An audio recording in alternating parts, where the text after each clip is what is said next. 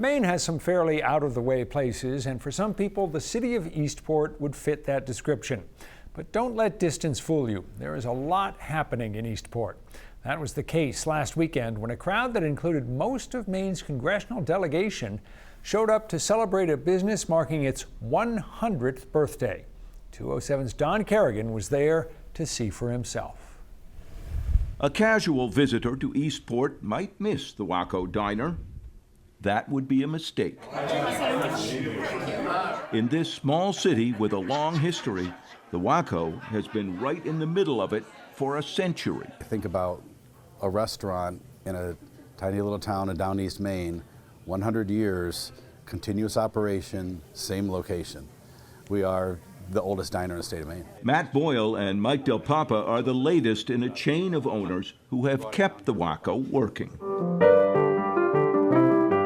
It was 1924, they say, when Nathan Watts and Ralph Caldwell transformed an old photographer's cart into a lunch wagon. Eastport was a busy place back then, almost everyone making a living somehow from the sea. So it was your father and grandfather. Father and grandfather. My father and the grandfather on my mother's side. Okay, started this diner. Right. Frances Caldwell Mitchell has known the Waco her whole life. She says her father and grandfather set the wagon up beside Mitchell's garage, put up sides and a roof, and made a diner and a name. The first two letters of Grand Prix was Watts, and the first two of Caldwell. And pronounce it again. Well, Waco. no, Waco's what it should be, but nobody says that. They call it Waco. Her son Dana says it has been a lifelong struggle. So for family, it's always been the Waco. And not Waco, not Washington County. Okay, got it. But here's another fun fact. Many who grew up knowing the Waco, including family, couldn't go inside. They serve beer here. And right there at the front, there was a cigarette machine. His mother's memories are much the same. Children weren't allowed to come here because they serve beer. So I didn't spend many hours here.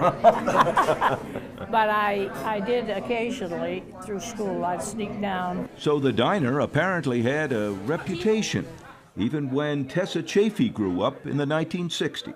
Well, number one, no females came here. Girls did not come, women did not come to the Waco. It was kind of a rough and rowdy crowd. You know, back then, this was a bar that served a little food. Now it's a restaurant that has a bar in it. But over time, the Waco changed, and in more recent years expanded to add a big dining room and a back deck. Even through the Depression and all of the trials and tribulations of Eastport's changing economy, the Waco has held true. Around 2010, Mike Del Papa's father bought the Waco and ran it. Then 2 years ago, he and Matt bought the place and moved up from Miami to Eastport. What does it mean to you to be this latest link in the chain? I love the fact that we're keeping some sense of history continuous. There are, of course, some basic truths about running any business in Eastport.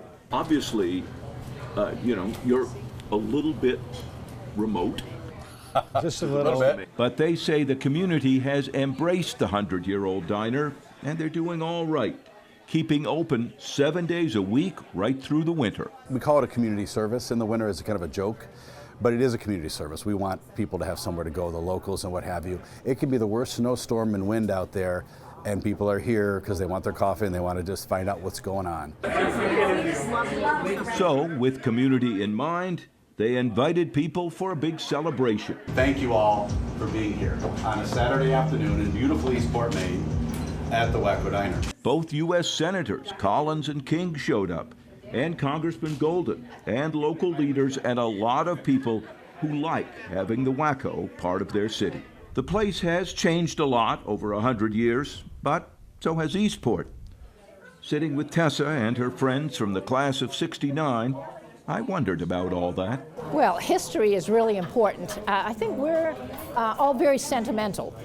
And the fact that this has sustained crazy economy, ups and downs, with our shipping industry, with our fishing industry, the Waco has remained a staple. It's remained a constant. And that's how I think of it, is you always knew the Waco was going to be here.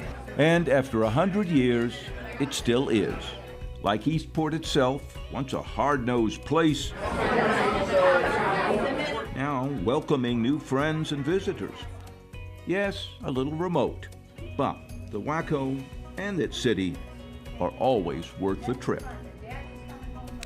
The owners say it is the oldest diner in Maine operating in the same location. It began in 1924. The Palace Diner in Biddeford is listed as opening in 1927, and Moody's Diner in Waldoboro a couple of years after that.